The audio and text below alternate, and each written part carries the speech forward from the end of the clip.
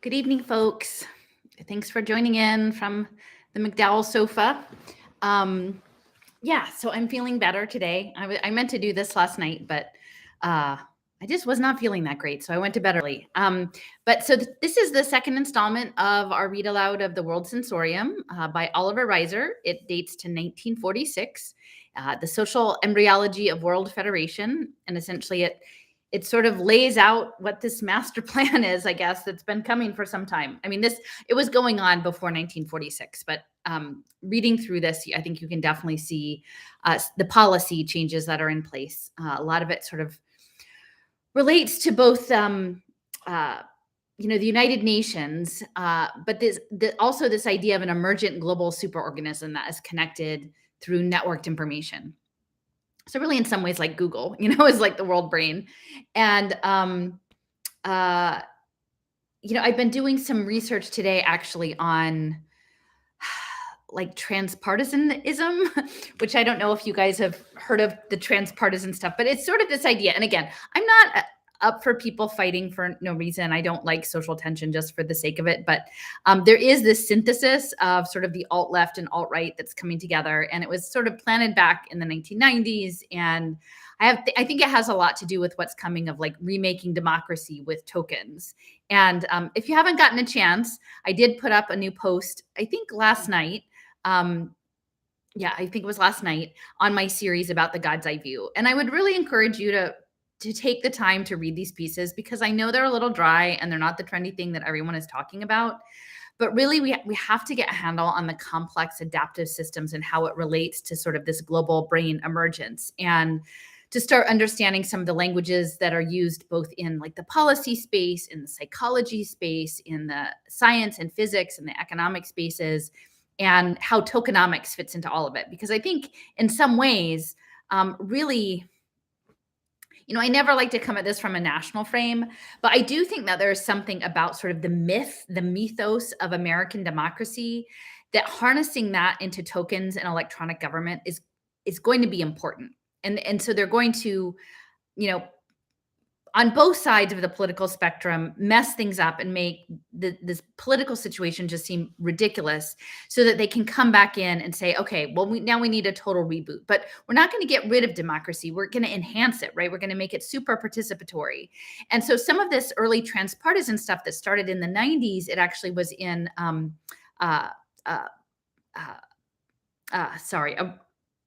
Ashland, Oregon, which is on the border of California. And Ashland is a really interesting place. Like, there are a lot of interesting connections there, but it was sort of linking the Shakespeare Festival and sort of the 1970s cannabis, mystical, off-the-grid culture. And then they were bringing in this idea of town hall meetings and sort of radical participatory democracy, which again, on its surface isn't bad. And I posted a link that I'm going to put in one of my upcoming segments, and everyone's like, this is great, I'm like, no, this isn't the model, this is not the model. Like, they're going to give everybody piles of tokens that their AI will then vote with, in the name of populism, both on the left and on the right, and sort of advance this and get the impact data that would be used to feed the global brain.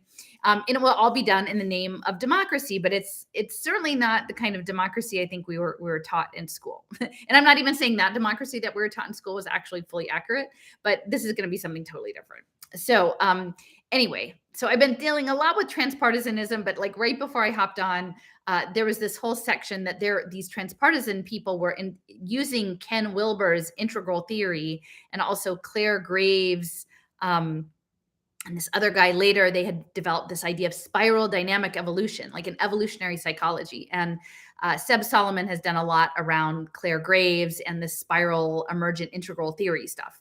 But so one of the people at the Transpartisan Conference kickoff, like in 2009 in Denver, was Barbara Marx Hubbard. So I had to go all the way back and start to add in like Barbara Marx Hubbard. And then there was the stuff with Michael Osterlenk, and he was involved with transpartisanism, but also on the conservative side, early in the health freedom space, like back in the early 2000s. So it's starting to look like, to me, that this idea of health freedom, but with transparency and private data, which will be your blockchain, in the alt health space. And he was also very much into like working with the Navy SEAL mind training program. So like fitness and performance optimization is going to be part of this conscious evolution, which is sort of what Barbara Marx Hubbard was pushing. So I feel like it's like evolution with tokens towards a collective consciousness. So with no further ado, I'll go ahead. So the last time, this is the second installment, I read the introduction, and it took me so long to read 30 pages that it was like an hour. And at that point, I just kind of cut out. But so now I'm going to start on the actual chapter 1. And I would say, you know, for the most part, I'm pretty shadow banned, but if you find this interesting, like please either like share it out or let your friends know. I'm going to have a playlist of it. And this is really important information contextually for us to have. And it's not partisan, right? It's not part of any of the regular storylines that everybody else is talking about. But I like history, and I think that the history is key. Okay, so chapter 1, the seminal principle of scientific humanism. So this is a quote: "For the great idea, the idea of perfect and free individuals, for that idea the bard walks in advance, the leader of leaders." Walt Whitman. So that's the opening quote. The loom of time. And that's an interesting metaphor, the loom, because it feels a lot like weaving stories. And so the loom of time, history appears to us as a kind of living pattern of meaningful change woven on the loom of time. So I'm just going to interject here because I'm going to interject some. This idea of time, I'm realizing in complex adaptive system theory is really important, because it's vibration and like I didn't really like, I'm not a biologist, right? And so I didn't understand really that at the cellular level there are like vibrational patterns that make everything work. And the vibrations, like what they're really after is actually like embryo, like they want to create complex things from simple beginnings, like the zygote. And so like within the cells, these divisions and what tells cells what to become in this process, it's some of it is based on oscillation and even sort of the biochemical stuff. I mean, I'm sure there's people that are much better at this than I am, but I didn't quite realize that the oscillation aspect of it is an oscillation, like a timing. So there are certain things that have to come together in a certain time. And lately I've been thinking about it a lot in terms of like music and symphony, like an orchestral, that they're trying to get this language that will manage this complex system as sort of an orchestral project. But timing is really, really important. So it's quite interesting, and making patterns. So they talk about cells, and then they start to divide, and then they make patterns so that they make organs, right? And so there's, initially just cells that you can't really tell, and then they emerge enough so that then they start to make distinct units like within the larger body. And so this idea of patterning and this idea of time are really related to the embryogenesis aspect. Okay. The apparently isolated threads of the social fabric are but the woof and warp of a deeper causality, which guides the pattern of cultural continuity. The loom does not work automatically. The threads do not spin themselves. For on the level of human society, man is able to alter the pattern so that as he spins, he designs the fabric of the future. Okay, and that seems to really connect to what I just read about Barbara Marx Hubbard and her idea of conscious evolution. And this was also part of the spiral dynamic that Sebs has talked about, like that with each spiral, there's like more complexity and a different evolutionary stage, like evolutionary psychology. So, and that is done at a societal level. The fabric on the loom of time has many bad spots, and it is blurred by tangled threads which obscure the still emerging configurations. One of the most curious of these twists of the pattern of cultural change, albeit a minor theme in the broader scheme, is that in which social analysts are brought face to face with the records of their earlier thoughts and utterances. I'm going to read that again. The fabric on the loom of time has many bad spots, and it is blurred by tangled threads which obscure the still emerging configurations. One of the most curious of these twists of the pattern of cultural change, albeit a minor theme in the broader scheme, is that in which social analysts are brought face to face with the records of their earlier thoughts and utterances. And, okay, so looking back, I think that's a lot about blockchain, right? The mind files, that you will have a permanent measure of yourself. And that as you have this permanent measure, like when your older self can look back at your younger self, right? It's like having like a stack of diaries, and then you look and you sort of see what you were thinking when you were 18. And hopefully it's different than what you're thinking when you're 53. Okay, so the number of persons who in recent years have, as we say, been forced to eat their words is a subject worthy of investigation, but we have no time now for that thematic episode. For our present purposes, it is sufficient to note that high in the list of individuals who have fallen victim to this macabre spirit of history, which delights in taunting living men with the echo of their own predictions, appear those European critics of American culture who, in the 2 decades separating World War I and World War II, announced to the world the intellectual sterility and moral decadence of that American civilization. Okay, so he thinks they got it wrong. In those days, it was proclaimed by those who surveyed our culture that the people of the United States are swallowed up by the obsession for material prosperity, that success is our only aim, and that acceleration our only God. It was said that in our industrial civilization, the individual is being subordinated by mass production, and that as a nation, we are being Fordized. I think it's hard to imagine that we weren't Fordized. Surely there must be an imp of the perverse moving through the warp and woof of social causality, for no more devilish refutation of this thesis could have been designed than that in which America, lend-lease material, turned out by mass production techniques, literally overwhelmed the enemy in a 3-dimensional assault in which sheer quantity of material engulfed all opposition. Thus did mass production salvage the spiritual values of those critics of mass production who denounced our industrial civilization. Oh, okay. So he's saying like we do really good making a lot of stuff. And we can win wars with it, right? Now we make a lot of synthetic biology stuff. There is no doubt about it. During the years of World War II, the United States had astonished the world by its tremendous productive capacity. But still, we cannot forget the challenge of the voices of Europe of yesterday, and the world now watches almost with fascination to see whether we shall follow through and match the unsurpassed drive and skill of our military forces with similar know-how in helping rebuild the shattered world. So I just want to point out at this stage that's like so much of my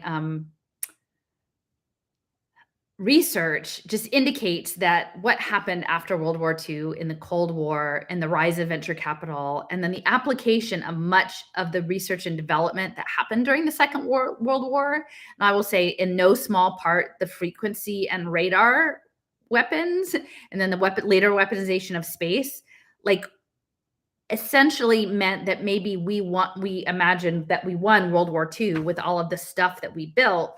And yet then the conversion of all of the stuff that we built in a domestic setting was used to create this Web3 open air prison.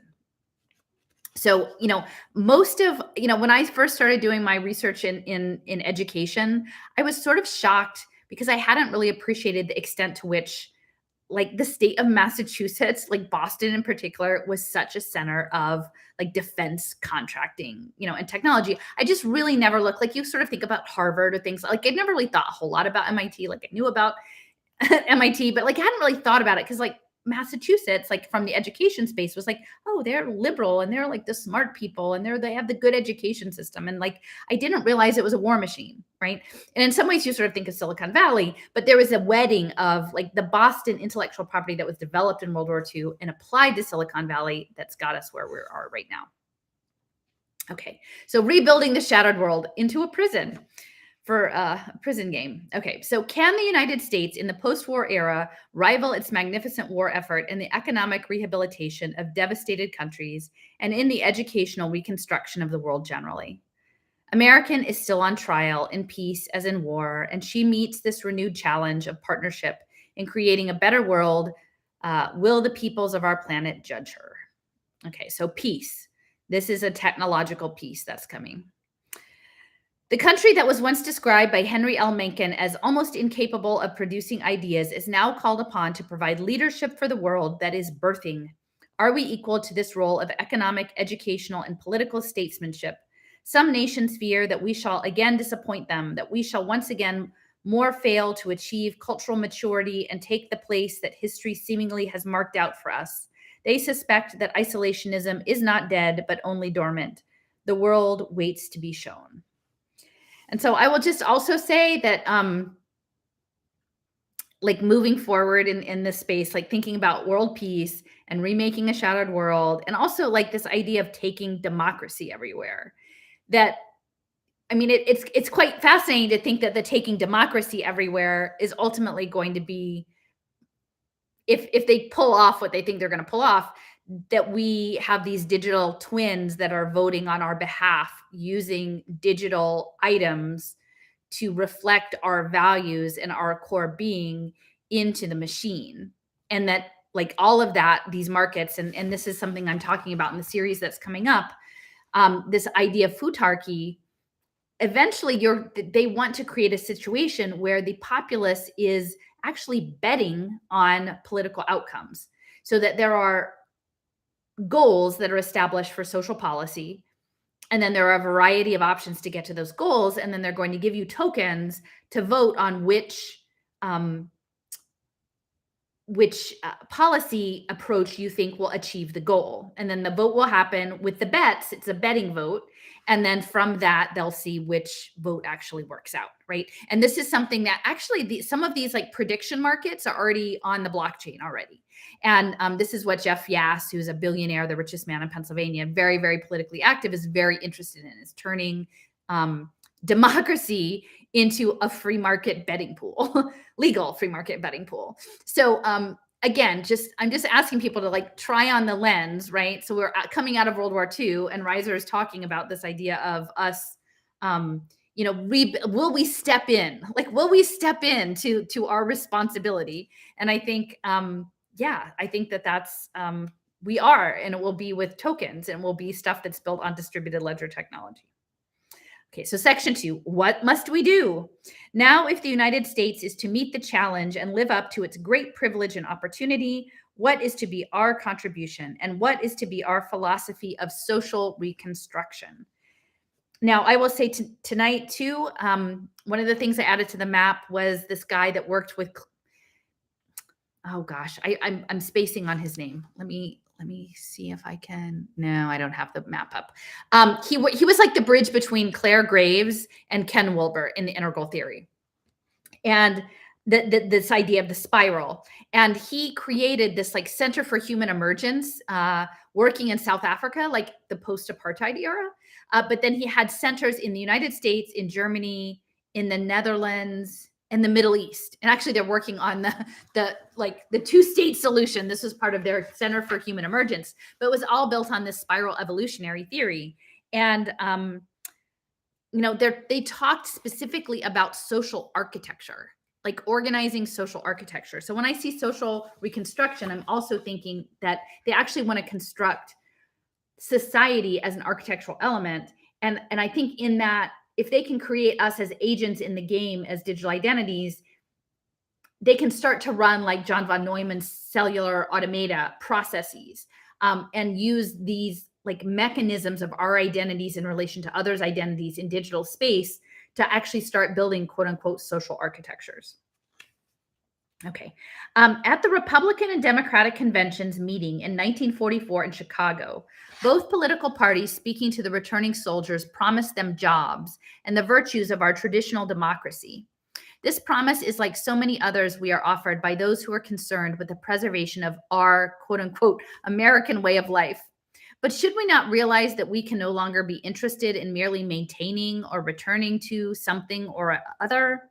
A wistful nostalgia, individual or social, is usually a sign of an attempt at escape from the unpleasant present. But in today's world, no country can return to its own past. Why then hope for this in the United States?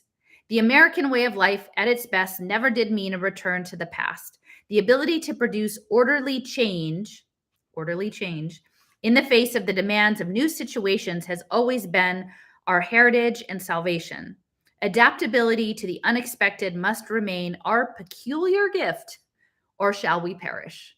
And so some words standing out to me, this idea of disruption, right? Constant change, and then orderly change. And this orderly change is the complex adaptive systems part, the adaptability. So adaptability, orderly change, and disruption, and always moving forward. It's always a progress. I see little difference between the advice of those who, like Mortimer Adler, with his incredible medievalism, ask us to return to the 13th century and sit at the feet of Thomas Aquinas, and the plea of those politicians, whatever their party, who want to restore something. We cannot turn backward. There is too much ahead, and this includes possible psychosocial cataclysms. Psychosocial cataclysms. Which, unless we try to foresee them, will prove as much of a shock to our consciousness as the catastrophes of the last decade. Those who stress jobs only and ignore all other difficulties, the spiritual ills of our society, as some call them, are assigning too much importance to the economic factors. Economic security is a minimum need of the good life, not a maximum condition. What are we offering the coming generations could quite conceivably look and taste like sawdust to them. What we are offering the coming generations could quite conceivably look and taste like sawdust to them. So they're pulling in the spirituality. And I would say, like, we're probably seeing that a lot more in the social media feeds now, like whether it's more conservative Christian spirituality or whether it's like new age awakening spirituality. And I'm not a spiritual person. Like, I do think that in this, there is something that's well beyond the material that we're engaging with. But it's interesting that they see this as well. Like, they're not interested in just dabbling in the economics. They want the spiritual side. No, there is no road back. We must face the future. Perhaps we are too timid. As William James once put it, we are continually putting ourselves in prison. Okay, yep. The tremendous shocks to human consciousness in the coming years will find us unprepared unless we learn that our plans for the future must keep men's minds open to change. Already we fumble because we lack vision, and because we lack creative imagination, there is still much defeatism in the world, and we search for methods to boost the sagging morale of an exhausted humanity. The truth is that much as we talk about it, we have not thoroughly analyzed the nature of morale. In the long run, there is only one secure morale, the morale of enlightenment.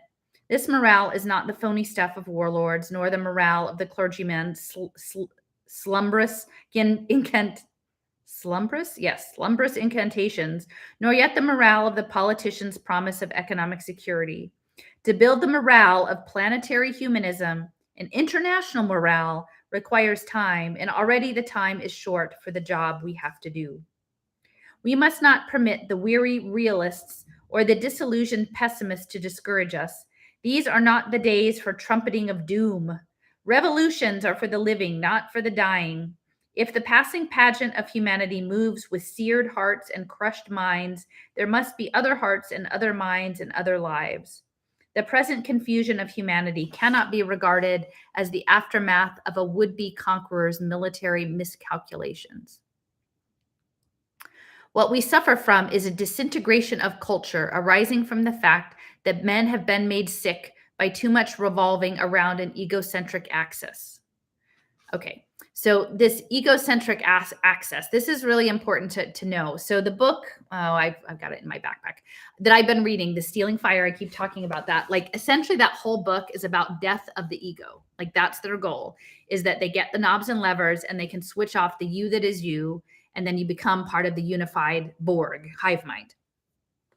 Now, I'm not against like people who want to meditate or whose cultural practice involves mindfulness or these other things that might be ego dissolving, but as a worldwide paradigm that we totally get rid of all of our ego really just makes us like so much silly putty in this program. Okay, today the only axis worthy of it pivots is a planetary axis, a global axis. Interesting use of axis there. A global axis centered on a planetary humanism. What the world needs is someone to evoke the manipulative genius of all mankind. If someone, and I have this part underlined, if someone with creative vision could come along and dissolve old habits of thought, free men from their solidified mental patterns, he could emancipate the world from the financial and political prisons of our enslaved society. Okay, so we just need to get rid of our patterns. We need to brainwash. We need a little brainwashing. A great visual drama, a play on an immense scale, might lift us up, cast a prophetic spell over us, and we would then feel ourselves as actors on a stage as big as the world itself. So I'm going to just read that again.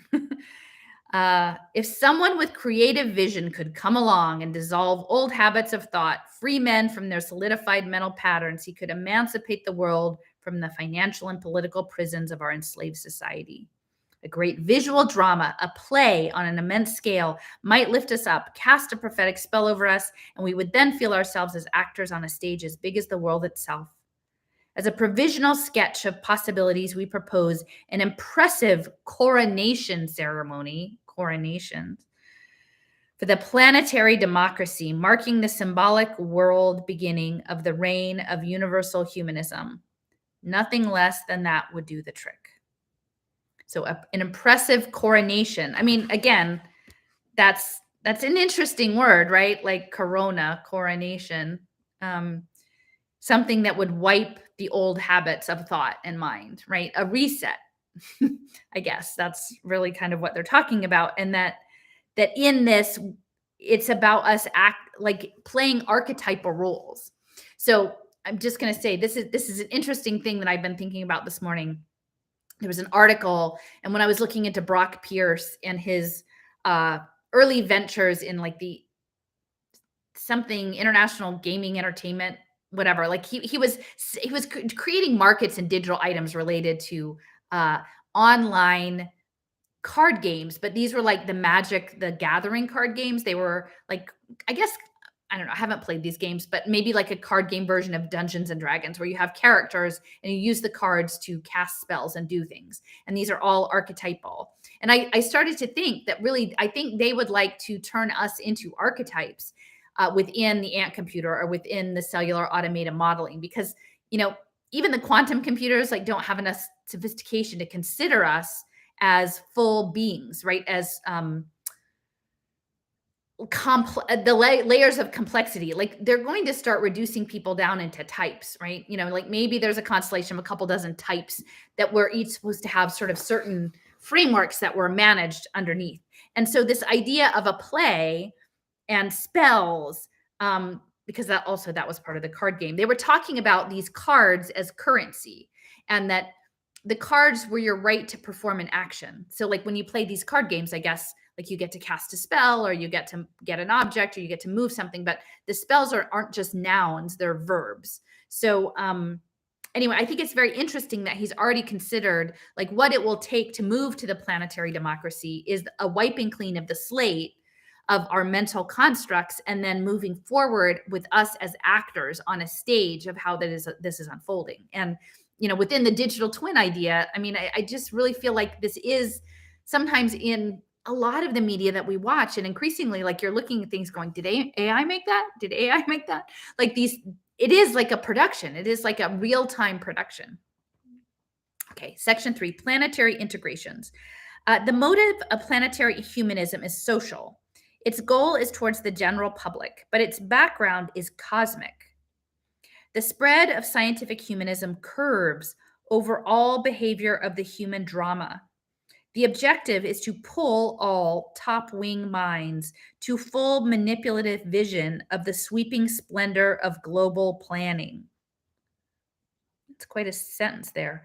Top wing minds, manipulative vision, and the sweeping splendor of global planning. And like, I feel sort of embarrassed because, I mean, my master's degree is in historic preservation, but like I kind of took a number of planning classes and I didn't really understand what planning, you know, I was sort of thinking like, oh, planning is good because you save old buildings and you don't get them torn down for Walmarts, or, you know, you have zoning that means this doesn't go next to that. And like, I didn't really understand like how the planning element would integrate with global cybernetics, but it is. Okay, our theme is set by the spiral urge, again, spiral again, it's all spiraling, towards a world state, a universal temple of all culture as a pivot of planetary humanism. According to the theory of planetary democracy, the darkening clouds of social disaster curving over the great mass fields of the human drama cannot be dispelled until we synthesize a world outlook in which religion, science, art, and philosophy are coordinated with an economic political mechanism to give common human life meaning and direction. So I see you in there, Jason.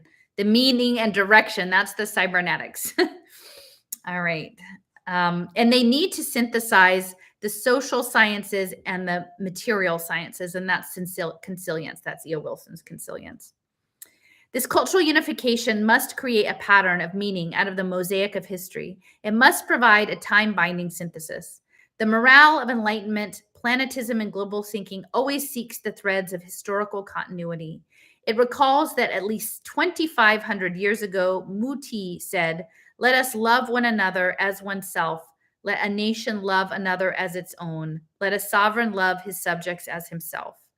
This ethics, enunciated in the religion and philosophy of the ancient East, is restated centuries later in the ethics of Jesus, wherein the divinity in man is transformed into the symbol, the Father. And this, as the English critic Fawcett realized, means all potentialities of the past. Today, the masses of humanity no longer have a holding ground in the form of a living memory. The Christian nations still hold on to Christmas, but then, in the absence of a great vision, there must eventually come the tidal downsweep, after which no one will listen to anyone, and the blasting of Coventry, Singapore, Bataan, Berlin, and the rest will look like toy stuff. The atomic bomb will do that. But if we form the great vision, there can be a tremendous subliminal uprush to the humanism idea, the group upsurge to social creativity and development. The central difficulty with humanism has been that it has tried to put an immensely simple message into words, whereas such a message can only be written into the form of a universal picture language. So I'm curious, like, for those of you who are in the chat, like, what do you think about it when you hear this part? The central difficulty with humanism has been that it has tried to put an immensely simple message into words, whereas such a message can only be written into the form of a universal picture language. And so clearly, I mean, universal language is something that they've been aiming for, right, for many, many years. And they're getting towards, I guess, maybe natural language, like automated language processing is getting closer and closer to that. But a picture language, I'm not sure what that means exactly, or what that would convey, if that would be more machine readable, is the pictures. The job is to find a layout, a picture basis so simple and so huge that it is seeable by anyone who has mastered the movies or who can punch a radio panel. Okay, I get it. A picture language is the media. Okay, there we go. That's what they're talking about. They want control of the televisions and the radios, the frequency. Okay, well, that makes a lot of sense. Actually, yeah, and Sebs was sharing with me today, it was something, IIA, like the internet, I don't know, it was the military, essentially saying that the military can intervene on the internet and stir things up, right? And do its psyop work in the internet. So yes, I can see that now. And universal picture language, I got it. Okay. If it were possible to use the full play of international techniques, and all world drama could lift the inner lives of peoples to their own transfiguration by sheer evocation of spiritual power from within. So they're pulling people from within, right? So they want to vibrate people from their heart space, and they want to bring them along. And that's something I keep saying, is that as much as there's a lot of emphasis online about coercion, I think just as important that this is going to be more likely to be like the Brave New World, like the Soma. I mean, clearly with the psychedelic stuff that's going on now, the drug legalization, it's far more likely to be a lot of this Soma because they would like for us to walk into it. They would like for us the majority of people to agree to participate. The transfiguration from within. And then again, how that might even be happening through frequency or nanotech at some point. Professor H.N. Wyman has said that a magnificent humanity awaits upon a magnificent language, but this language must be able to shrink all knowledge so that it can be put in an all history, all world basis for invariant transfer across social wholes. Yeah. Harold Rugg has tried to envisage a language whose devising shall constitute the major task of our great transition. In our topology of humanity, this appears as a language of motion. Okay, so the motion, again, that's time, right? Because that's the fourth dimension in motion. A psychosocial motion or a spiritual traveling. Wow. Okay. So, I mean, it's interesting, psychosocial motion, because I'm thinking about JCR Licklider, and he was like, well, he was psychoacoustics, which isn't the same as psychosocial, but spiritual traveling. Okay. So, when this new language medium is created, the energy of dynamic humanism, a group sublimation, will stream happily on its way, secure in the knowledge of a big idea behind it all. So group sublimation, because again, they're pushing a war on consciousness. And I read an interesting paper today. It'll be linked when I get around to getting this installment. But I've had it for a while, and it was looking at Polynesian culture as a basis for space colonization. And this was actually written by a guy. It wasn't just a wonky paper. Like, he was Foreign Service, U.S. Foreign Service, later was like a lecturer at Boston University and Johns Hopkins, and it was in like the Journal of Comparative Civilizations. But he was making this case that Polynesian culture is a model for space colonization travel, because this idea of people occupying small areas, so these are small, tiny Pacific islands, right, confined areas, needing to get along. They're very distant, and yet they would travel across great distances. They would navigate, and they were socially prepared to do that navigation. And they had very high attunement to natural sensed environments, because they would be able to make these 1,000-mile journeys, like in the one hand with the stars, but not exclusively. Like, they were able to read the waves and the energies. They actually talked about being pulled forward by the energy and being sort of in union with the boat that's made out of wood, and that the men who were the navigators, they would like be sitting on the bottom of the boat, and almost like it was called like testicular navigation. Like, they were feeling the energy through their testicles of pulling them forward, like in this thing. And so I'm sort of feeling like this idea of spirit, and they talked about that these journeys, like in some ways they were about reconnecting with other parts of the culture in distant islands, but they saw them as spiritual, like that they got in a boat not just because they were running out of food or they wanted to conquer someone, that this was understood as a spiritual transformative journey. And so this guy was essentially making the case that, well, I will say too, in this, there are a lot of crypto projects going on that are specifically targeting Polynesia, which were really interesting. And there's a lot of interest in managing these island nations around the sea level rise. For whatever you think about that or the time frame on that, the UN is on all the business of Micronesia right now about the sea level rise. So they're doing that. And when I was actually in Tempe, Arizona in November, strolling around the Arizona State University campus, which again, because of Michael Crow, is a center for a lot of this futurist stuff. I went into a building it was like the Social Evolution of Humanity building. And it was all about using like mathematical computation towards evolution. And literally, like, I'm walking down the halls, like bending people's ears. And I'm like, do you know about Tyler Desjardins? Like, do you know about the world brain? That's the next evolution. It's the world brain. Like, that's what you're part of. And actually, the students in the office seemed interested. The staff were not so interested. But one of the halls actually had a whole poster up about capturing the emotion of Polynesian people around climate change, capturing their emotion. There was something about the spiritual aspect of it that they wanted to capture. So anyway, I guess this just goes back to like this idea of spiritual traveling, like psychosocial, and also the consciousness, the psychedelics, getting you in an altered state, ego death, getting it like I feel like it's almost as much psychonaut stuff as astronaut, that it's these different kinds of travelings. Okay. So a beginning for this type of humanism, planetary humanism, may be found in Boyd H. Bode's definition of democracy as a continuous extension of common interest, interpreting this as a kind of spatio-temporal, oh gosh, I don't even know this word, guys, caravanasari? It's like a caravanasari of man's spiritual journeyings. If we accept this as a substitute for the elementalistic living space concepts of recent German geopolitics, we are freed from the grotesque Siegfried and Maginot Line mentalities and transported into the language medium which remains invariant for all, so that whoever chooses may read or talk about it.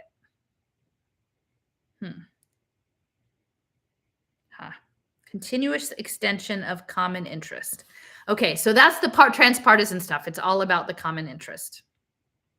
Okay, so this is a methodization for democracy whereby man may know what to yield to and what to resist, producing peaceful change and resolving the mountain molehill patterns existing throughout life space as misdirected vectors of change.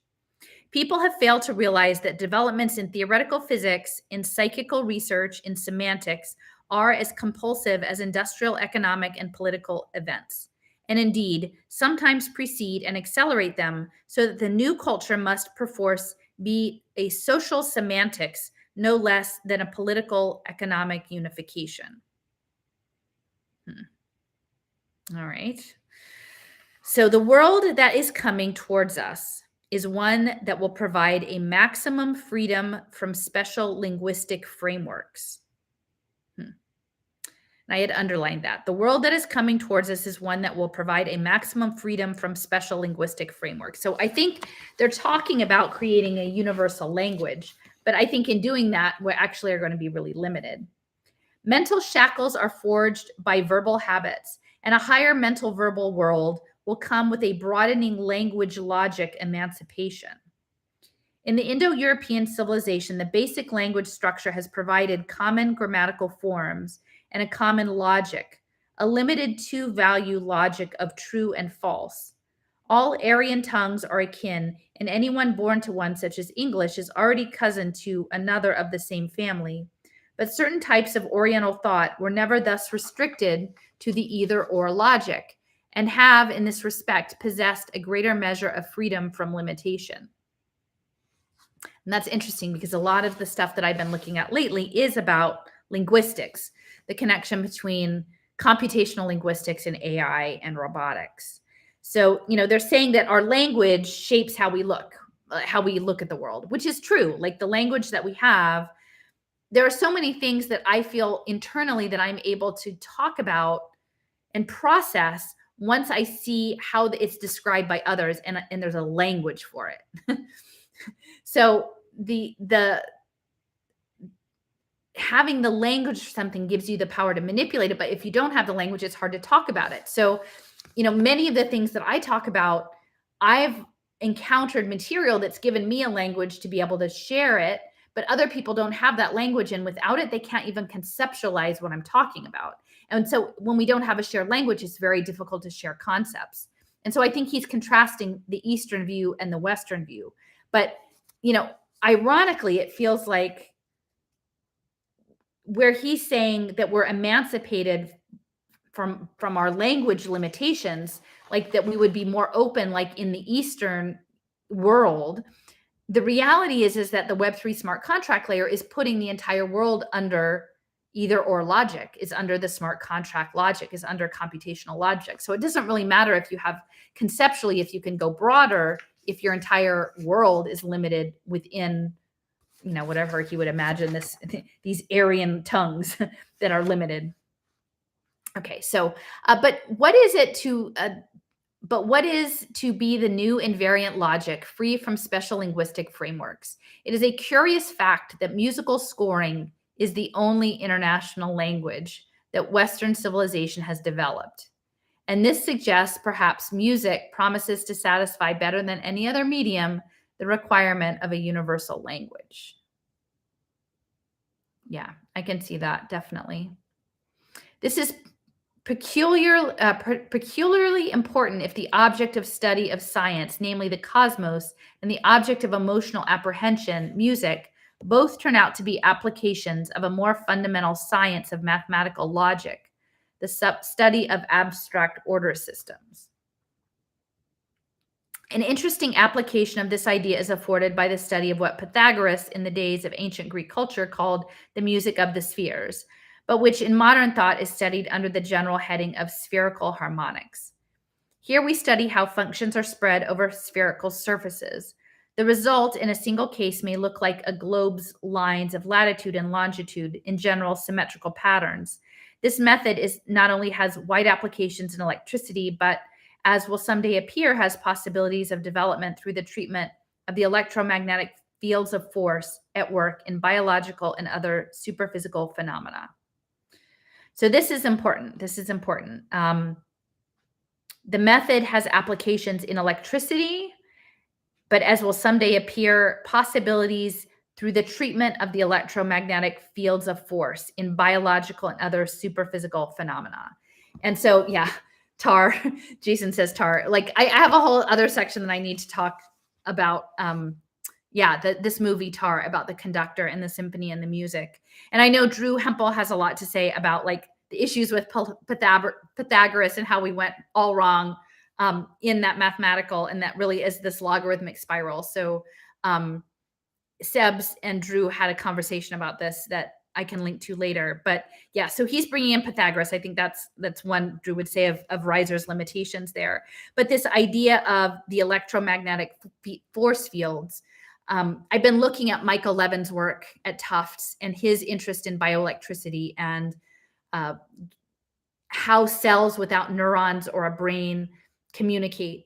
And I think they communicate through bioelectricity. And so they've been trying to get that language. I mean, I think in some ways that's the key that they're after in emergence, in conscious evolution, is the language of bioelectricity, or a grammar, like an encoded language, an encoded grammar of life that is linked to electromagnetic force fields that will allow one zygote to become a complex conscious being. And that's what they want to apply broadly, in my opinion, to their little crumble xenobot things. They're looking for that key. I think that that's the key that they're looking for. So this, however, is the work of the future. And now the future is now. Already the creators of the world to come, the map makers for the non-existent territories, are graphing the outlines of the emerging world organism. Yep.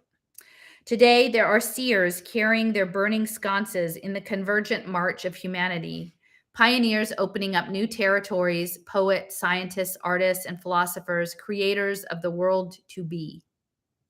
What people need today is vision. The unrest of the world, due to the fear of tomorrow, will be transmuted into an immense tidal delight in seeing the completed meaning of human history. Already there are stirrings and hintings building up towards the coming climax, crowning the progress of man's history and the triumph of planetary democracy. Riding along on the surge of a great seminal wave, with the seminal of formative energy, America at last reveals herself in the hugely dramatic setting of world embryology. She is the matrix of a planetary democracy, a mode of social evolution precipitating a skeletal structure which shall be the architectonic of a universal humanism, a world sensorium for a new civilization. So I'm just going to read that part again because this is really key. I think this is really key to the idea of our democracy is under threat. We have to save our democracy.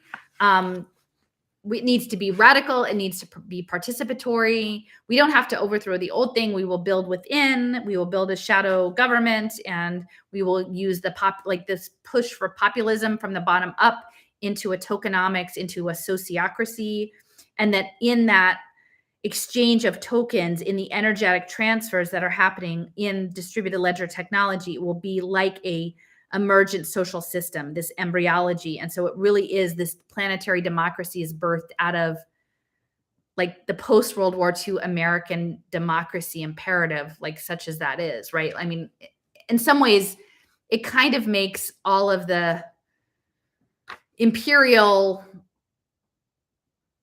actions of the US broadly in this post-war era, it makes sense if what they're doing is that they want to insert this idea of a managed democracy to create this emergent superorganism. And, here I'm sitting in Philadelphia, which is sort of a center of all of it. Okay. Section 4, vision and memory buildup. In the past, many philosophers have made man's emotions the guide to the mysteries of the transcendental world, a means whereby the universe unlocks its secrets. This is sound psychologically and metaphysically in the sense that without the drive of emotion, human energies are not evoked to capacity, right? So they're looking to drive human emotion, and that's what social media is. But it is intelligence which patterns this energy into creative form. The great leaders of the future must be experts in the fashioning of the topological structures of human energy concretions. Whoa. Like, I'm just going to say that again. Like, I would be interested if you guys have thoughts about this. So, emotions guide.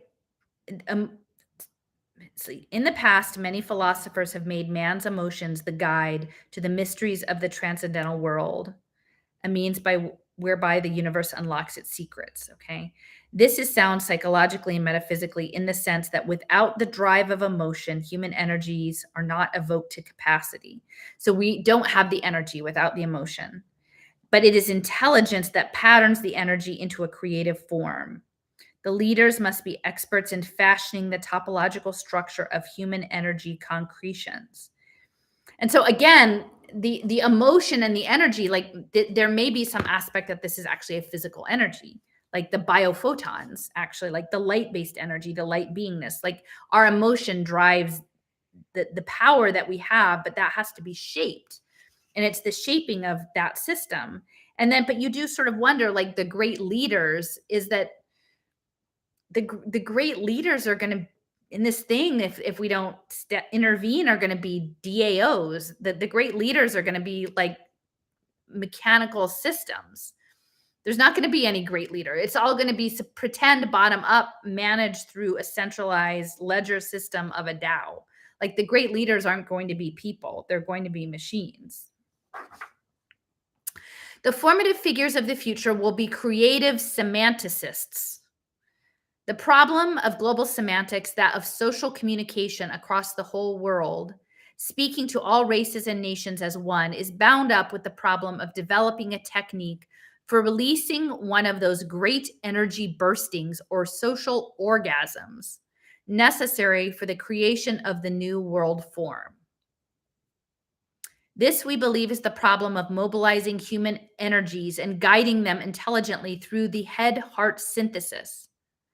Now, with the head-heart synthesis, this is used here a lot.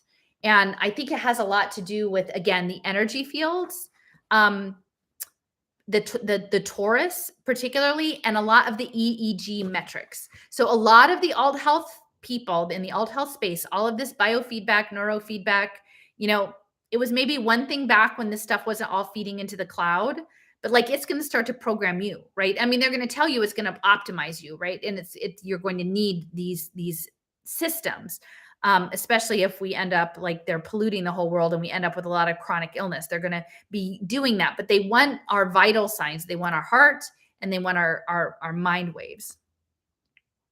Surely the endless stirring of today are symptomatic of the accumulation of the tremendous emotional reserves of mankind.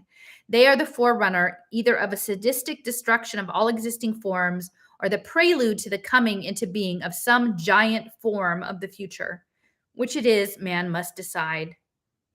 To attain this new form, what is needed is wave on wave of great striking acts, energy bursts that sweep over walls and tunnel through barriers and give history a new perspective. And I think that's the creative destruction, right? That's the creative destruction.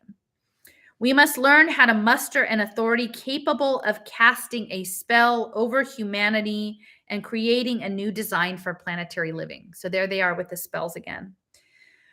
And this guy, just in case people missed the first one, he was a professor of philosophy for 40 years at the University of Pittsburgh. So, and he was like a correspondent of Einstein. He was very, very well connected, very, very smart man. So when he's talking about spell casting, I mean, it's interesting. We are approaching the climax for which we have been building a rich memory setup. Franklin Delano Roosevelt was a great artist in political behavior, but his handling of economic problems frequently was hesitant and inept. However, unlike many of his critics, Mr. Roosevelt at least grasped the principle of Emerson's teaching that only that state can live in which the least injury to the parts is recognized as damage to the whole. This is the fundamental principle of the organismic society, which the scientific humanists are striving to create. So I think essentially, like, the least injury to the parts is damage to the whole. That's a bit like the most happiness for the most people, right? The most happiness for the most people. So that's the Bentham imperative. Section 5, scientific humanism, a battle line. In order to create the planetary society that scientific humanism depicts, it is essential that we enlist all our social facilities and global technologies for generating and diffusing the vision, right? So all of society and all of the technology to make the vision happen, to cast the spell. This means that existing humanist groups must serve as a nucleus, a kind of center of crystallization for the integrative tendencies throughout the world. And again, so we've got crystallography and we've got a nucleus. And this idea, it's interesting because,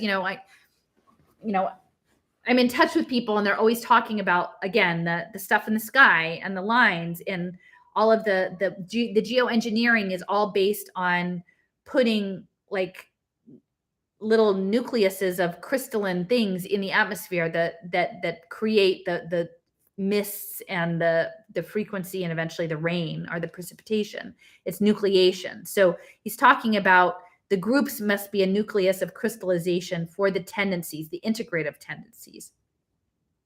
We need to keep in mind that this, at least for the present, humanism is permeative, not competitive. The original nucleus is not so much concerned with setting up another organization as it is with integrating the humanist impulses already in existence. Okay, so they're knitting everything together. This observation, however, calls to mind the fact that there are humanisms and humanisms. As man's conception of man changes, think about that, right? The human plus. As man's conception of man changes, humanism multiplies its forms. Humanism is a seminal idea that has fertilized many social movements, and its potency is by no means exhausted by its procreative efforts up to date. Since this is so, one may well expect to find some of the earlier forms of humanism still surviving, living on as vestigial remains in our more general cultural paleontology. This is indeed the case, and that is why we find the conflict between the various advocates who try to preempt the term humanism for their special strain. It is recognized that humanism as a label has an honorable ancestry, is a good family name, and therefore should be reserved for the privileged parentage from which one is descended. Thus, the word humanism has become a fighting word and a battle cry for those who take part in philosophical feuds. When readers of current literature face the issue raised by this conflict, they experience a sense of confusion and frustration. On the one hand, there is the laudable desire to avoid narrowness and dogmatism and welcome as many possible into the camp of humanism. But on the other hand, it is realized that when the meaning of a term is broadened to the point where it includes everybody within its scope, the term means so much that it no longer means anything in particular. Definitions that are too broad are just as useless as definitions that are too narrow. So, confronted by this dilemma, there are those latest offspring of the humanist tradition who now propose to escape the difficulty by describing their particular variety of humanism as scientific, to distinguish it from other varieties, several of which we shall examine in a moment. If we accept this as a legitimate step in the clarification of the meaning of humanism, and I do so accept it, the problem then becomes that of establishing the traits of such a movement, parentheses, ideology, and locating the, quote, pioneers of the doctrine. So far as I'm able to discover, the first person to use the term scientific humanism in print was Mr. Henry C. Tracy. In his book, Towards the Open, published in 1927, we find the subtitle is A Preface to Scientific Humanism. In a personal communication, Mr. Tracy writes as follows. As for the phrase scientific humanism, I must give credit to Robert Nichols, the English poet, who was stopping here after completing a 3-year term in the Lafcadio Hearn Chair of Literature at Imperial University, Tokyo. He read my synopsis by chapters of the MS I was submitting to the publisher before a title had been decided on, and he said, "What you have here is a treatise on scientific humanism." And I felt that view I expressed that which any liberal scientist must take, so adopted the phrase as a subtitle, feeling that it would be premature to announce it as a treatise when my approach was only preparatory. It seems likely that the phrase had occurred to others in England, for when Julian Huxley wrote the introduction to my book, a full year after the manuscript had been completed, for the publishers delayed printing it, he said to me that he had himself contemplated writing a volume with that phrase as a title. So one concludes from Mr. Tracy's statement that Julian Huxley must be regarded as one of the progenitors of this movement, with Sir William Osler, Thomas Masaryk, Lancelot Hogben, and many others as close relatives in the family tree of scientific humanism. This approach makes the movement a contemporary affair and offspring so young, in fact, that even the recent literary humanism appears as aged and decrepit. One virtue of thinking of scientific humanism as belonging to the new generation is that it obviates the problem that is always posed by those admirers of antiquity who try to find the origin of all things modern in this or that ancient Greek thinker. Certain antiquarians, for example, would insist that Aristotle was a humanist, but if, following James and Dewey, we think on humanism as a doctrine based on the fundamental idea that the world is still fluid and incomplete, with individual men as real causal agents in determining the course of events in the world, then any view such as Aristotle's, in which there is no real evolution because the universe is already given, final, and complete, cannot be classified as a form of humanism. Nor, in the light of our definition, would it be appropriate in the manner of Jacques Maritain to interpret the medieval Aristotelianism of Thomas Aquinas as a still living type of humanism. True humanism, as Maritain calls it. If one must go back to the past for the adumbrations of contemporary scientific humanism, it would appear that such a figure as Francis Bacon might serve as the prototype for this most modern of all humanisms.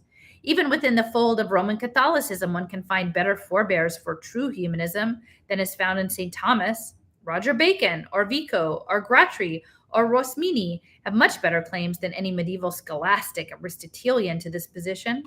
After all, there is a limit to the wisdom of antiquity. We should honor age, to be sure, but ancestor worship should not be encouraged. Let me see how many. Oh, this does go on. 46. Okay, this is 10 more pages. I'll keep going. All right. Okay. Humanism, literary versus scientific. In order to secure some sense of the confusion that exists in many writers on the subject of the meaning of humanism, a rereading of some of the earlier books on the subject is to be recommended. And such a book is provided by the volume Humanism in America, edited by Norman Forster. The principal effect of this volume read today is negative. It merely impresses one with the magnitude of the problem of human values, which men must tackle and solve. For us, this problem still lies ahead to be grappled with. But in retrospect, as one reads such a volume, one sees how the contributors to this book, dating back to their own work to the early part of the 20th century up to 1930, express an almost intolerable yearning for the right to believe in some purpose in man's presence here. Throughout the book and many others like it, there is a strange nostalgic hunger for the church, to the exclusion of science as a source of values. In so many cases, there is no creative thinking about Christian ethics or psychology, but simply the emphasis upon the church as the counterbalance to the modern confusion. Apparently, many Europeans and Americans have been and still are unable to think east of Palestine or before the time of Christ. For them, the only alternative to Christian church is atheistic chaos. How scientific humanism is to deal with this problem is a crucial issue. Changes in economics and politics are inevitable in the face of technology and technical globalism. People will be willing ultimately to listen to experts. They will accept the changes in outer forms forced upon them. But who are our experts in the domain of human values? So I had underlined this section, so I just want to emphasize they're talking about there are inevitable changes in economics and politics in the face of technology. So that's very much an issue today. And in fact, he says technical globalism. So I think probably the global protocol is technical globalism, right? And then they say that people will accept changes in outer forms forced upon them. So that also feels pretty prescient. But who are the experts? So the experts are going to decide the forms, but eventually the experts, like the leaders, are going to be the machines, are going to be the AI. What new voices are there? What body of contemporary verifiable truth in ethics? Where are the spiritual seers? Where are the new values or the transfigured old ones that can be offered to a straining world? What we need is a psychological revolution to reorient our concept of man. Now, that's a really strong statement. We need a psychological revolution to reorient our concept of man. I mean, if anybody wants to chime in with their thoughts on that, I mean, I feel that's very significant because that is where we're at in terms of a push to normalize altered states of consciousness. And in that altered states of consciousness, will probably also be pushing collective consciousness, like the world brain, that it changes what it means to be a man, to be human. And that's like they want to create all these hybrids, right? Just like they want to use synthetic biology to create hybrid life, they want to use a psychological revolution to get us in a new state of understanding what it is to be human. There is no turning back to the old dogmas. That's what they keep saying. There's no way around. And I don't agree with that. No doubt this prophetic sense, the anticipation of things to come, must be satisfied, else civilization will languish. Leaders must be found. Those will be Walt Whitman's great individuals from whom the rest follows. New concepts of individual development, participation, responsibility, and creativity must be evolved to counterbalance the inevitable collectivism produced by technology. So he's seeing technological as a collective imperative. Collectivism without mature individuals would be collective slavery. Yes, Oliver, yes, that is accurate. Here, scientific humanism leans towards a personalism which discerns the correlativity of higher order individuals in ever-widening social frameworks. The physical basis for this planetary federation of friendly peoples is already in the process of being laid down. It is observable in the developing world embracing technologies, which are progressively coordinating our various activities. And this is, what Jason and I and Leo and Lynn, we keep talking about, the coordination through the tokenization and the cybernetics of all of society at all levels.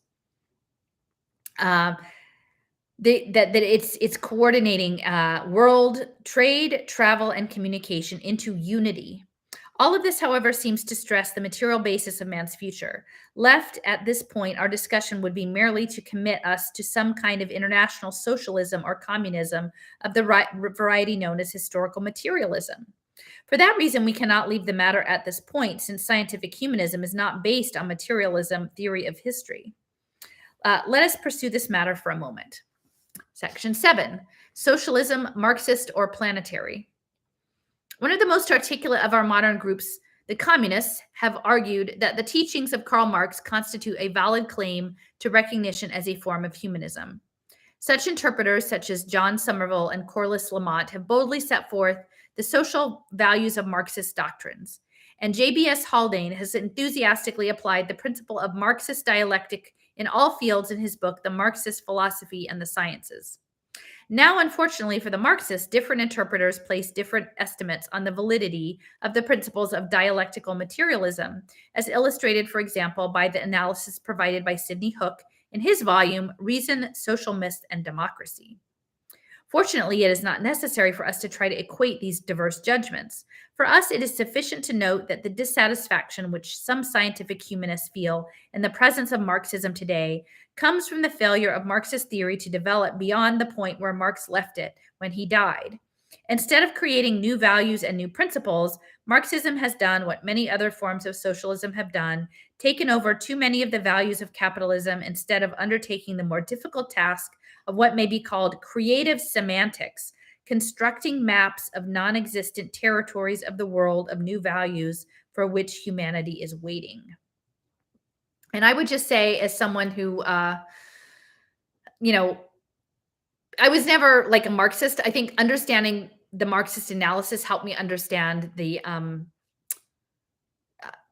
you know, the markets, helped me understand human capital markets and the imperative and the structure of that. Like that, in that way, like I was an advocate of it, but understanding the Marxist structure helped me take it to the next level, like in terms of the human capital and natural capital markets. Um, but I would say that the Marxists, particularly, and the limitations of materialism itself has gotten to be a problem, because now we're dealing with immateriality, right? A digital representation. So it's an entirely new nature of like claiming the means of production. I mean, before all this stuff happened with lockdowns, I would talk to people on the left and I would say, well, what are the means of production? Like, I mean, other than coding, like the means of production and social impact bonds are literally our bodies. And like, so teaching that, like people weren't understanding the changing nature of labor and pricing and commercial exchange in the metaverse. And they're still, I think, only understanding it at the most superficial level. So, I mean, I think that the left essentially just got bogged down in materialism, and they can't actually apply any of their theories to Web3, to extended reality. And so they're just stuck, and they don't have the creativity or the imagination to keep going, which I think is an accurate critique that Reiser offers here. In present-day socialisms, the sensory things to own and enjoy, all the things for which materialists compete in capitalism, are simply transferred and spread over a greater area. This is merely an attempt to extend to the masses of people the leisure, the security, the recreations, and the like of the privileged class of our society. The socialists are as materialistic as the capitalists. They are attempting social reform, but think in terms of outmoded forms of thought. What is required before real change can come about is a reform movement with new values, which are not merely economic. Actually, these new values have an excellent chance of emerging in Russia, and it would be strange indeed if out of Russia something vital in the way of humanism, human values should not develop. Now, how does it happen that Marxism, which pretended to be a valid science of society, should exhibit the provincialisms which belong to all elementistic, atomistic cultures? The answering of this question requires we glance at the social setting within which Marx did his thinking. Everyone who is familiar with the history of our Western civilization knows that our much prized democracy is not a static ideal, but a changing, developing conception. And again, so I would say that's the evolution of democracy. And again, I'm not saying that like I'm totally on board with how we traditionally have understood democracy. And I agree that it isn't static, I guess, but I know what's coming next. And it is the sociocracy model, I think, the digital sociocracy. We know that there has been a growing transformation from the 18th century through the 19th to the 20th century democracy. Today, partly as a result of socialistic doctrine, the growth of labor unionism, the general demand for a decent human experience, and so forth, we have transformed the conception of democracy so that it is now something more than a political concept. We know the 18th and 19th century liberalism in England, for example, was connected with laissez-faire theory of economic individualism. The classical economists believed in a competitive society where the rights of private enterprise should not be restricted because there were certain iron laws of economics, the invisible hand of providence, in fact, and which men should not seek to evade, and which, if followed, would guarantee the best society. This philosophy of Adam Smith is summed up in the dictum of Ricardo, who states his principles of political economy that all legislative interference must be pernicious. And so I would say this is a really important piece for the series that I'm working on. I touch on it, I think, a little bit in the first part. But they are going, like when I say that they're going to not only tokenize democracy, but turn, if they end up inviting the futarchy principle, like the blockchain voting, and all of these other different aspects of like quadratic voting, conviction voting, all of these other kinds of votes, that I think they're going to attach betting markets on it. And that is essentially what is coming out of the hedge fund and derivatives trading markets. So the people who are largely pushing this are libertarian, free market, Mises, folks, right? And what I've seen, in Philadelphia, which is again a Democrat, a very liberal city with a robust left, was that after lockdowns, the people who were considered themselves liberal and left pretty much swung right into the libertarian Mises space. And so, like, they would be sitting ducks for tokenized democracy where you bet on policy. And this would all be done under this idea of like the invisible hand. And also, there's a certain amount of, I think, like Protestantism, like bootstrappy, right? Like if I have, oh gosh, I'm trying to think of like what the word is. The embarrassment of riches. Like if you're wealthy and you're a Christian, it's because you've been looked upon, like you're a good person, like the predestination, right? That God picks who's going to heaven and who's good. And so if you have material resources, in certain lines of thought, like Protestant thought, like it must be that God has smiled on you, that you are a good person because you're rich. And then like, what does that say about all the impact investors, right? So for us, the most interesting feature of this background of ideas is the manner in which it appears as the basis for the American system of democracy. I mean, specifically the democracy of the United States. The separation of the functions of government as checks upon each other, the legislative, judicial, and executive branches, was an outgrowth of the 18th century notion that to protect our liberties, we must make it as difficult as possible to do anything, since legislation is likely to restrict our liberties. Some political students believe that this theory stems from the acceptance by Americans of Montesquieu's misinterpretation of the British form of government, in which Montesquieu admired but did not understand in full.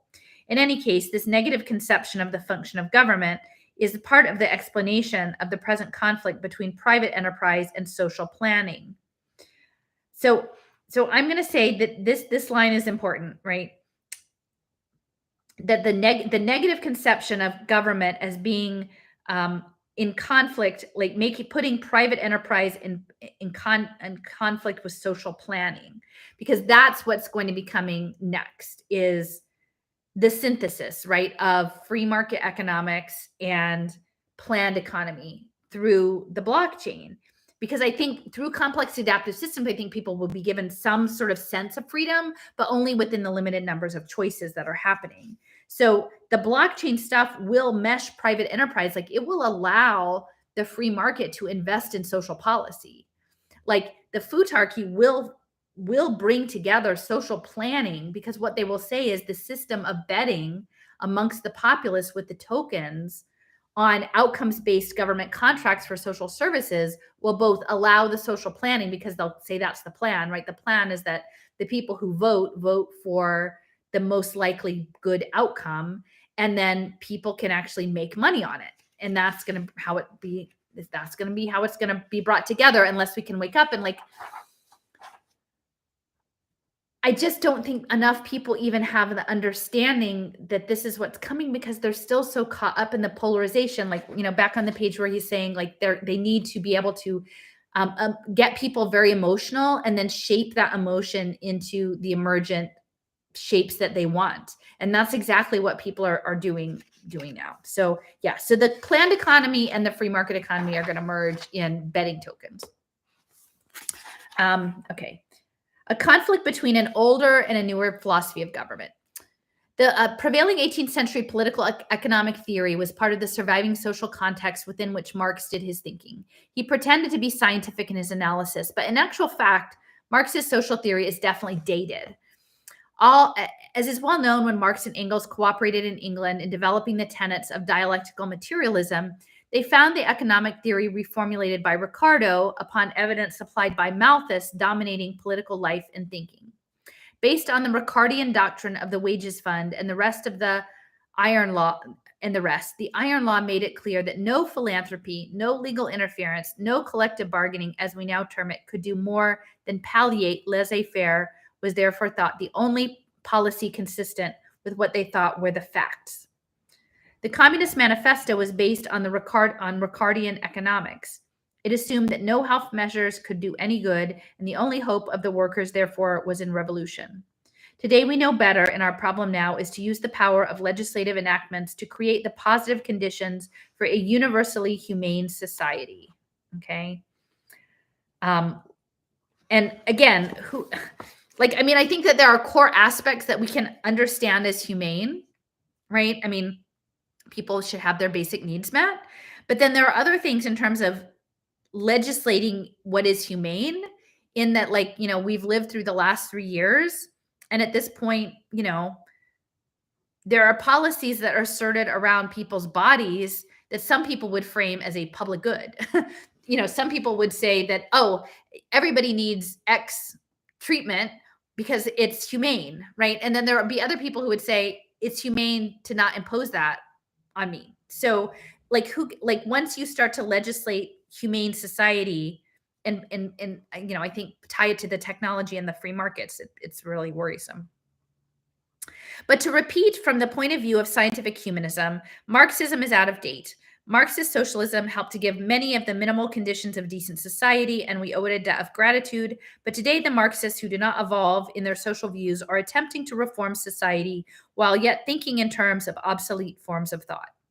And I would agree. I agree. I think for the most part, the Marxists are still caught up in obsolete forms of thought because they don't understand Web3 or the metaverse. Section 8, Planetary Humanism. As an alternative to Marxist socialism, we propose a more up-to-date orientation, the theory of planetary socialism. Right? Oh, okay, we're not going to do Marxism, we're going to do planetary socialism. Let's go big, right? Okay, our view is that the coming universal civilization will have to fuse many of the features of a variety of political, economic, and ideological systems. And so I would say that's transpartisan, folks, right? The fusing of all of these systems. In this planetary culture, even the religions and the philosophies of the Orient will have their contributions to make. In its functioning, the world brain, the formal organ of integration of this planetary civilization, will replace and transcend many of our present atomistic social mechanisms and concepts. Right? So that's the integral theory, is that we're all being integrated into the Borg. For the present, our basic problem is that of envisioning projective geometry capable of producing the synthesis of intellectual forces and social vectors. Now, what do you guys make of this? People who are still watching, okay? Our basic problem is that of envisaging the projective geometry capable of producing the synthesis of intellectual forces and social vectors. So there's a geometry that I don't know if that involves blockchain or simulation modeling or something. This is a matter of forming an ideal map of the territory to be. Okay. The scientific humanists believe that they have some of the important pieces of this map. They offer their formulation as a promise and a portent of the highly effective idealism that mankind must have if the non-existent territory is to be brought into the domain of social reality. And I would say, I don't know if Jason is still on here, but this idea of idealism, highly effective idealism, I feel like that's a huge challenge in the Web3 space, is that there are so many people who are idealistic. They realize that the current situation is really untenable. And yet, they're proceeding in this idealistic way with the technology without really contemplating that the power structure hasn't changed. Okay. While this view takes as its point of origin a map of an actual territory, and in that sense rests upon a factual world as is now revealed by science, it soon leaves the world as it is and moves into the world of ideals as sought for possibilities. Scientific humanism seeks to create a space-time drama of epic proportions, which shall embody and express the social analog of Minkowski's space-time continuum in geometry. So I think I have here in the margin that Einstein was a student of Minkowski, and this social space-time continuum. So some of this feels a bit like Talbot's holographic universe. A space-time drama of epic proportions. Who knew that we would be living in this space-time drama of epic proportions, right? Wow. Okay. In brief, just as the physicist now interprets physical elements in terms of field structures curving the space-time continuum, so in our sociological theory, social adjustments like spatiotemporal relations are also held to express curvature. No human act is isolated. It too is part of a continuum and moves back upon itself as a kind of social karma. Following this conception, scientific humanism seeks to discover those relations which, like public time, are transposable across the social whole, which is humanity in its collective unity. The future of man rests in part with man himself, and when man has mastered the art of bending the curve of the social continuum into the world encircling spiral of a time-bending synthesis, he will at long last have brought into being the higher dimension of a world organism, the emergent planetary being we are to study in the following chapters. To bring into being this world organism requires not only an ecstatic urge, an energetic streaming as a form-creating social orgasm, but it requires also intelligent planetary planning to guide the embryological development of the organism to be. And this is the stuff that I've been talking about lately, the artificial morphogenesis and the embryogenesis, that the intelligent planetary planning to guide. It's a guiding system. And I think that's this bioelectrical stuff, the frequency. And I sent an email to somebody today. I was looking at waveguides, the idea of waveguides. And I said, could we think about like distributed ledger technology, like energy flows, whether that energy is money or tokens or something else, as waveguides for this embryo, like in the space. Okay, intelligent planning. We repeat, in order to obtain planetary goodness and beauty, we need vision, a vision so wide and compelling that it transcends all narrow limitations and triumphs over all separatist tendencies. Again, nothing separate. It's all being Borgified. When we get that vision and the new balance of forces expressing that wisdom, we shall have the psychological revolution to which all history is the buildup.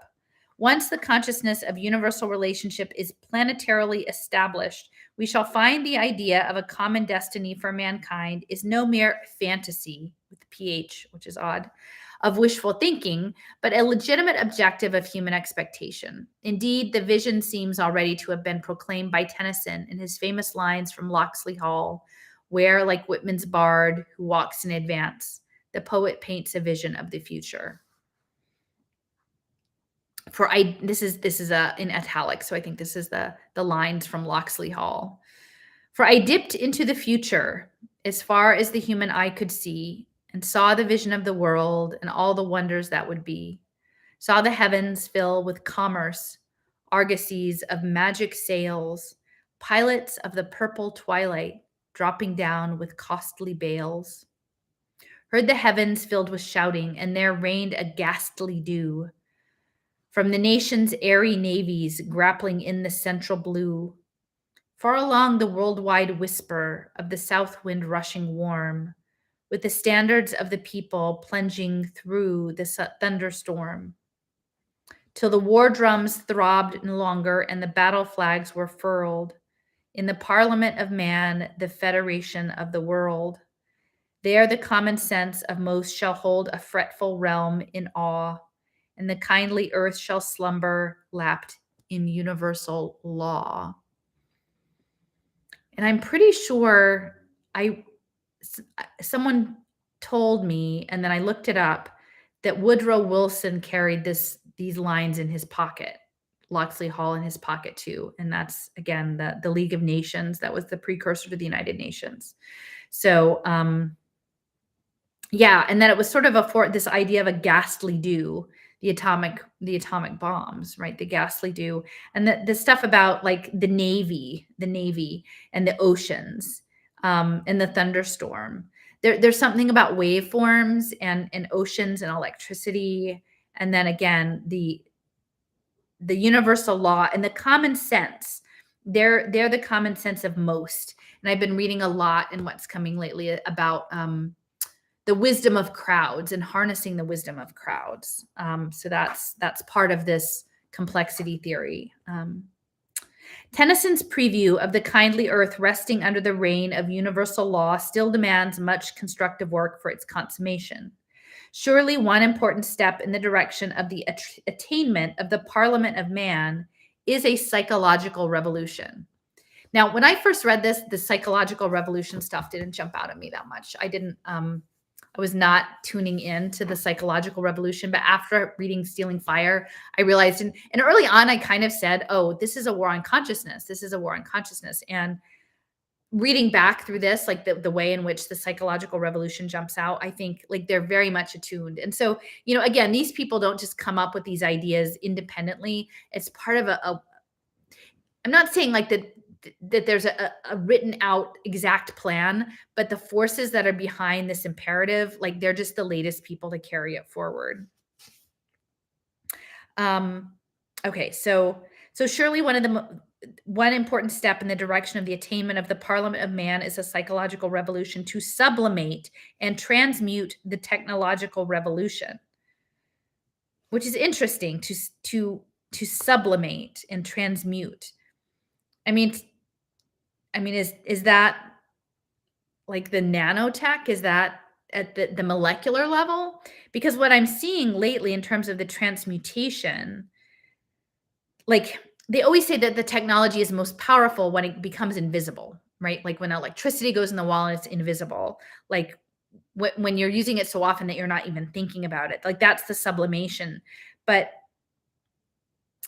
to sublimate the technological revolution, I'm just wondering if that is like the frequency in nanotechnology, if we are internalizing it and making it invisible and ubiquitous. This is the task of the new alchemy. And again, remember, we're talking spell casting, we're talking brainwashing, we're talking alchemy. Oh, and I put a note to myself here to remind myself about the Rockefellers really building up the field of formal psychotherapy and mental health in the United States and psychiatry. That pretty much like, the Flexner report was funded by the Carnegies, and then Rockefeller jumped on after that. But like Rockefeller's pretty much built whole cloth the mainstream psychiatric institution in the United States. So this idea of a psychological revolution, I think, cannot be considered outside of the Rockefellers. If history is to have any meaning at all, we must project creatively the curve of human evolution and weave the fabric of a higher consciousness. Man's greatest mission is to salvage the pageant of history from the dark domain of frustration and insanity and give history a time-spanning purpose. And this can only be done by cross-webbing the cultures of the people of the earth into a federation of the world. This must be the pattern men are weaving on the loom of time. So I'm going to just have to think a bit about this time and the loom and the weaving. One of the things we briefly mentioned tar early on, I didn't go into it all, but some of it was about this idea that the main character had spent time in Peru with the Shipibo people who were do plant medicine, and they would like the people who would acquire song like in other dimensions from the plants and then for healing, and then bring them back into the material world and then represent that as annotation. But it was like a geometric like patterning, like a sort of a fractal maze-like patterning. And they would work it into pottery and I think also textiles. So I'm just thinking about the loom part of that. Weaving everything together. And then the contrast to that was the conductor, the Western conductor, who was doing their own form of annotation, which, he mentioned about that being maybe the one thing that the West had to offer in terms of a universal language was the language of music. Okay, so I guess that's it for tonight. The next time up is we have the mental fetus. So make sure you let people know to like tune in for the next episode of the World Brain. Anyway, I hope you enjoyed this, and we'll do it next time in a couple more days. Good night, everybody.